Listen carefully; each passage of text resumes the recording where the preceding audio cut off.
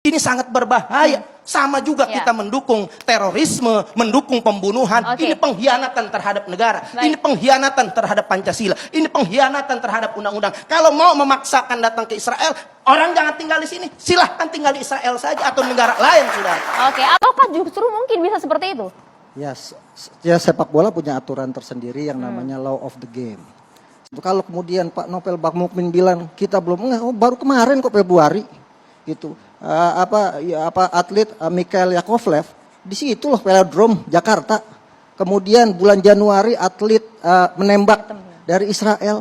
Kemudian panjat tebing, panjat dinding. Kemudian di Inter Union Parliamentary 20 sampai 24 Maret 2022. Nah, kalau mau bicara soal politik, yang tepat adalah di Inter Parliament Union kemarin. Di sana di IPU itu yang paling pas, bukan di sepak bola. Pelatih Palestina itu orang Israel. Namanya Azmi Nasser. Orang Israel. Kemudian sekarang pemain Israel itu ada orang Islam. Bahkan striker utama yang namanya Ahmad Salman itu orang Islam. Setiap kali cetak gol dia selalu sujud syukur. Kemudian ada Sa'adiyab, bahkan kaptennya Nabris Sabki itu juga orang Islam. Gitu. Artinya ada saudara-saudara Islam juga kita di sana gitu. Kalau mau bicara konteks Islaman agama, konteks agama. Kalau kemudian dibilang ini kita dianggap kemudian kita mendukung Israel, jelas tidak. Presiden Jokowi tadi sudah menyatakan kita tegas bahwa kita mendukung kemerdekaan Palestina. Seperti apa yang dikatakan oleh Zuhair Al-Sun, bahwa dia katakan nahnu nu'minu la yughayyir, bahwa kami percaya dan tidak akan berubah, Indonesia akan mendukung kemerdekaan Israel. Itu fakta. Artinya apa? Kita ini kadang-kadang berorasi dan memanas-manasi, mengompor-ngompor, tapi tidak pernah ada tindakan sama sekali. Jangan kemudian kita benci dari sebuah kaum, kemudian membuat kita tidak adil. La yajrimannakum sana'anu qaumin ala ta'dilu wa aqrabu littaqwa. Janganlah kebencian atas suatu kaum membuat kamu berlaku tidak adil. Saya ingin coba sekarang jangan sampai kemudian kita bentur-benturkan dengan agama.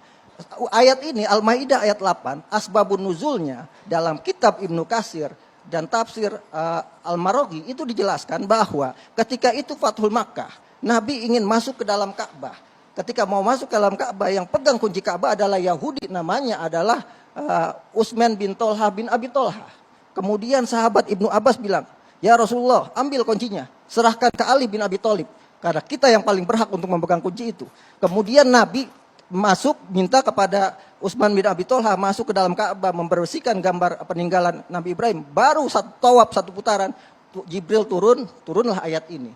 Yang artinya kalau dalam konteks misalnya Piala Dunia kali ini, Israel itu punya hak untuk ikut Piala Dunia karena berdasarkan kualifikasi. Bukan berdasarkan keinginan politik, bukan berdasarkan keputusan politik, bukan juga berdasarkan hadiah politik.